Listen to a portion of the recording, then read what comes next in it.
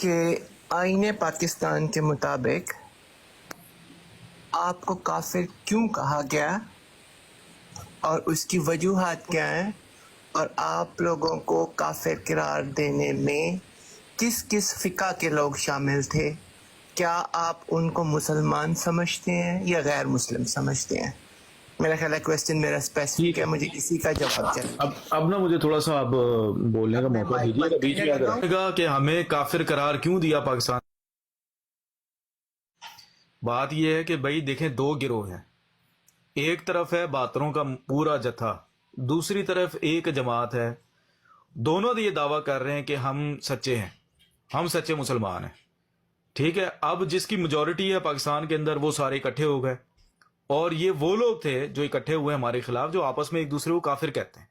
دیوبندی، وہابی، شیعہ، بریلوی، اہل قرآن، یہ سارے ایک دوسرے کو کافر، مرتد، زندیق باقاعدہ لکھ بھی چکے ہیں، اپنی تقریروں میں بھی کہتے ہیں، یہ سارے ایک دوسرے کو کافر کہتے ہیں۔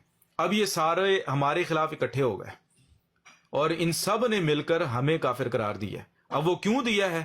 وہ اس کی وجہ یہ ہے کہ جب بھی کوئی خدا کی طرف سے آتا ہے، کوئی خدا کا فرستادہ، کوئی سچا اس کا نبی آتا ہے، تو جو اس وقت کے جو کافر ہوتے ہیں، جو مرتد ہوتے ہیں، جو مخالفین ہوتے ہیں اس نبی کے، وہ اس کے خلاف ایکا کر لیتے ہیں، اور وہ ایکا کر کے اس کو ڈکلیئر کر دیتے ہیں کہ یہ غلط ہے۔ جیسے حضرت موسیٰ علیہ السلام کے خلاف فرعون کی اسمبلی نے فیصلہ دیا، اور اس کے الفاظ اللہ تعالیٰ نے قرآن مجید کے اندر درج کیے ہوئے ہیں۔ فرعون نے حضرت موسیٰ علیہ السلام کو کہا کہ انت من الکافرین، کہ تو کافروں میں سے ہے۔ تو یہ کفر کا فتویٰ یہ حضرت موسیٰ کے اوپر بھی لگا تھا۔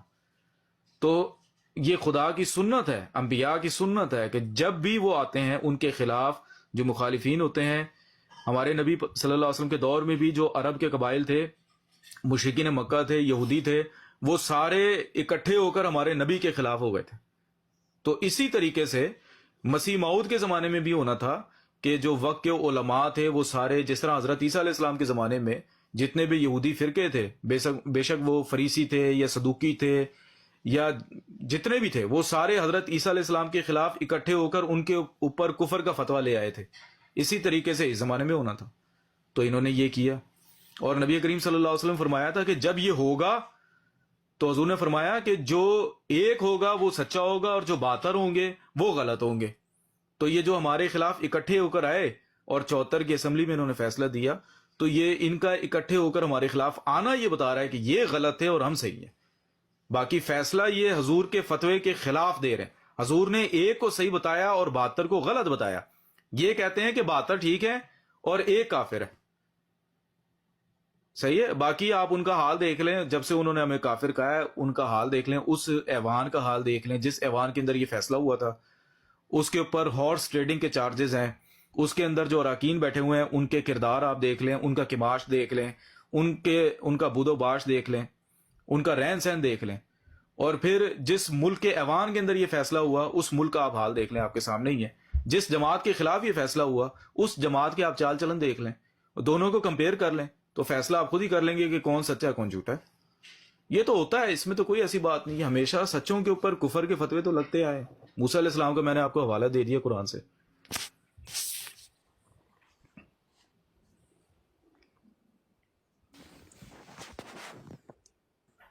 جی سیم صاحب اور کوئی سوال بھائی کا؟ بھائی بالکل سوال ہے۔ نادر بھائی، ان کا سوال ایک یہ تھا، آپ کا ان کو سوال جو ہے مسلمان سمجھتے وہ کہ نہیں سمجھتے؟ سوال تو میرا کلیئر تھا، لیکن کیا مصطفی بھائی کیا کہہ رہے ہیں؟ سیم بھائی ایک منٹ، ان کا ایک سوال یہ بھی تھا کہ آپ ان کو مسلمان سمجھتے کہ نہیں سمجھتے؟ اچھا ہاں، ہم ان کو مسلمان، اصل بات یہ ہے کہ جب تک وہ ہمیں کافر نہیں کہتے نا، تو اگر وہ اپنے آپ کو مسلمان کہتے ہیں تو ہم ان کو مسلمان کہیں گے، لیکن جب وہ ہمیں کافر کہیں گے نا تو پھر بیچ میں نبی کریم صلی اللہ علیہ وسلم کا فتویٰ آ جائے گا۔ محترم فتویٰ کیا کہہ رہا ہے حضور کا فتویٰ؟ ہم ان کو کافر سمجھتے مسلمان۔ بات یہ ہے کہ اگر کوئی ہمیں کافر بولتا ہے، ہم تو اپنے آپ کو مسلمان بولتے ہیں، کلمہ پڑھتے ہیں نبی پاک صلی اللہ علیہ وسلم کا، اللہ کے اوپر ایمان لاتے ہیں، تمام رسولوں پر ایمان لاتے ہیں، اور تقدیر خیر و شر کے اوپر ایمان لاتے ہیں، روز محشر کے اوپر ایمان لاتے ہیں، ارکان ایمان، ارکان اسلام ان کو مانتے ہیں۔ اس کے باوجود اگر کوئی ہمیں کافر بولتا ہے تو حضور کے فتوے کے مطابق پھر وہ خود کافر ہوتا ہے، تو پھر ہم اس صورت میں اس کو حضور کا فتویٰ پڑھ کر سناتے ہیں۔ ہم ڈائریکٹ کسی کے اوپر کفر کا یا غیر مسلم کا فتویٰ نہیں لگاتے، لیکن اگر کوئی ہمیں ان ساری باتوں کے باوجود، ارکان ایمان ارکان اسلام کو ماننے کے باوجود ہمیں کافر بولتا ہے نا، پھر وہ حضور کے فتوے کے مطابق وہ خود غیر مسلم ہوتا ہے یا کافر ہوتا ہے. ٹھیک ہے. باقی آپ کے علماء خود یہ کہتے ہیں کہ جو بھی امام مہدی کا اور آنے والے عیسیٰ ابن مریم کا انکار کرے گا وہ کافر ہو جائے گا. تو آپ نے ہم جس کو سمجھتے ہیں کہ وہ امام مہدی ہیں، آپ نے ان کا انکار کیا ہوا ہے، تو آپ خود اپنے فتوے کے مطابق، اگر تو مرزا صاحب سچے ہیں، اب یہ ڈیپینڈ کرتا ہے کہ مرزا صاحب سچے ہیں یا جھوٹے ہیں. اگر تو مرزا صاحب سچے ہیں تو پھر آپ کافر ہیں، یہ تو آپ خود مانتے ہو، یہ تو آپ کو خود فکر کرنی چاہیے. اگر مرزا صاحب سچے نہیں ہیں، آپ کے نزدیک وہ جھوٹے ہیں، تو پھر آپ کو کسی چیز کی ٹینشن نہیں ہونی چاہیے. پھر آپ سچے ہو اور مرزا صاحب جھوٹے ہیں، آپ صحیح مسلمان ہو اور پھر ہم مسلمان نہیں ہیں. سیدھی سی بات ہے. اب یہ ڈیپینڈ کرتا ہے کہ مرزا صاحب سچے ہیں یا نہیں ہیں. وہ تو وقت بتا رہا ہے نا کہ مرزا صاحب سچے ہیں. آپ کی جو حالت ہے اس وقت امت مسلمہ کی، جس طرح بالکل آپ لاغر اور لاچار، نہ آپ کا کوئی سر ہے، نہ کوئی پیر ہے، نہ کوئی ڈائریکشن ہے، نہ کوئی سمت ہے، نہ کوئی لیڈر ہے، اور جس طرح آپ لوگ آپس میں تتر بتر ہو، آپس میں کٹے ہوئے بٹے ہوئے، آپس میں ایک دوسرے کو چیر رہے پھاڑ رہے ہو، اور آپ کے مقابل پر جو جماعت ہے جو دعویٰ کرتی ہے کہ خدا کی طرف سے وہ اتنی منظم اور انٹیکٹ ہے، یہ چیز بتا رہی کہ ہم سچے اور آپ جھوٹے ہو، تو یہ تو پھر خدا فیصلہ کرے گا قیامت والے دن.